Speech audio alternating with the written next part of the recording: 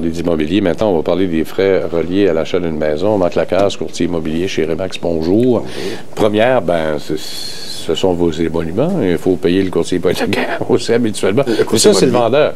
Ouais. C'est le vendeur, ça. En fait, c'est ça, c'est le vendeur. Puis ça, c'est une des choses que les gens, les acheteurs, souvent ne réalisent pas. C'est que quand ils font affaire avec un courtier immobilier, ça leur coûte rien. C'est le vendeur qui s'occupe de la rétribution du courtier. Alors, pourquoi s'en passer? Il faut juste se questionner et se dire, c'est dans mon intérêt parce que est-ce qu'il est capable, avec son expérience et ses habiletés de négociation, de m'avoir une meilleure affaire? Bon, la deuxième chose, bien sûr, j'en parlais tantôt, là, c'est le financement. Je parlais du courtier hypothécaire. Là, on fait souvent affaire maintenant avec des courtiers hypothécaires, effectivement. Là, on parlait tantôt du courtier immobilier, mais là, le courtier hypothécaire, ça ne coûte rien non plus, ça. Là.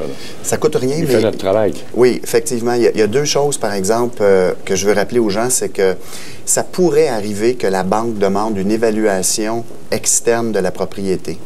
Et ce sont des frais qui tournent autour d'environ 350 $ qui sont souvent assumés par la banque, mais pas toujours. Alors, ça peut être aux frais de l'acheteur dans certains cas. Alors, les acheteurs doivent être au courant de ça.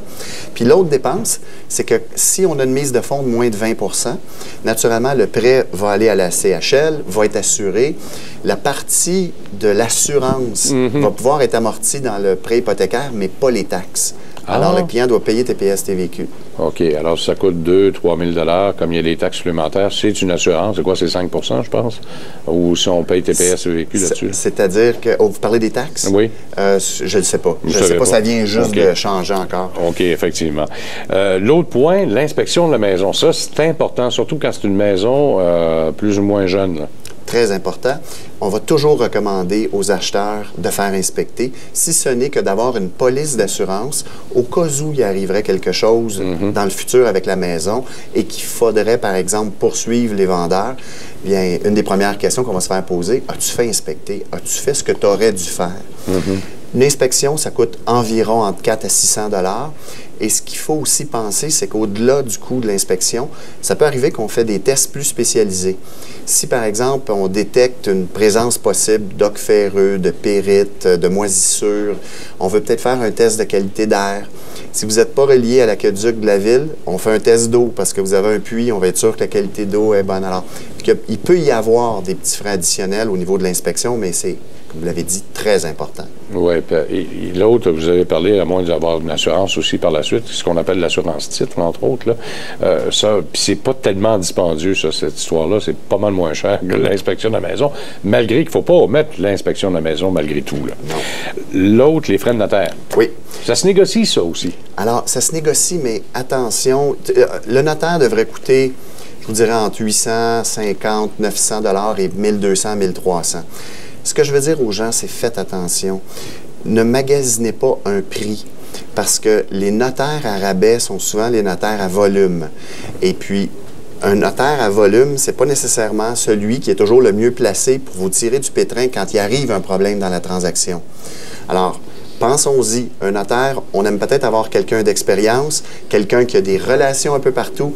Puis s'il faut questionner l'Hydro-Québec, Bell, sur des servitudes, on aime avoir quelqu'un qui va nous sortir du pétrin. Parce qu'il y en a des transactions où on peut avoir du pétrin au niveau des titres. Il y a des notaires compétents et moins compétents. C'est ça que vous êtes en train de me dire, là?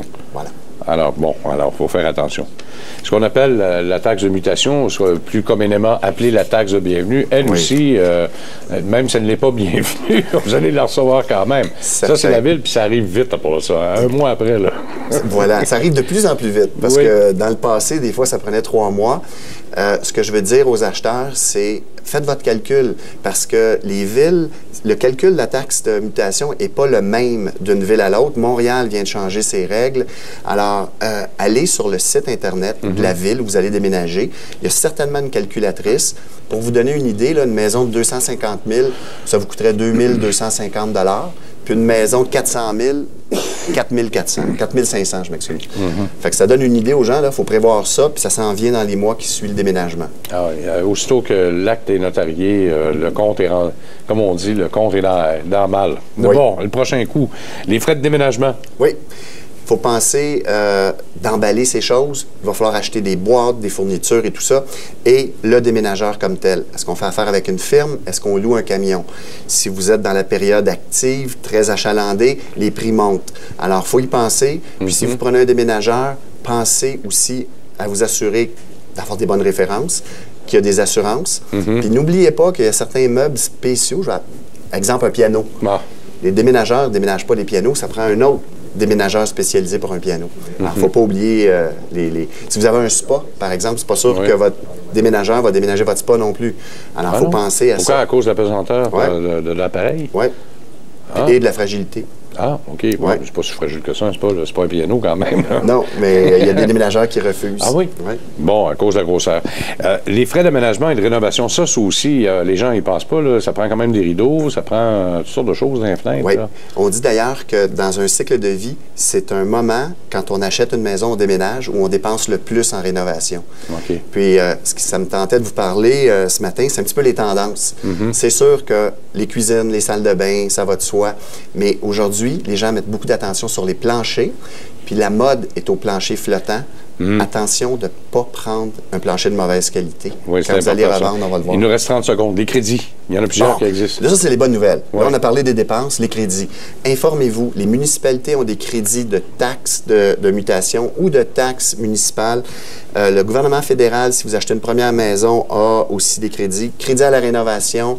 Vous déménagez à plus de 40 km, il y a des crédits, travailleurs autonomes. Frais de déménagement, etc. Voilà. Alors, il faut regarder tout ça.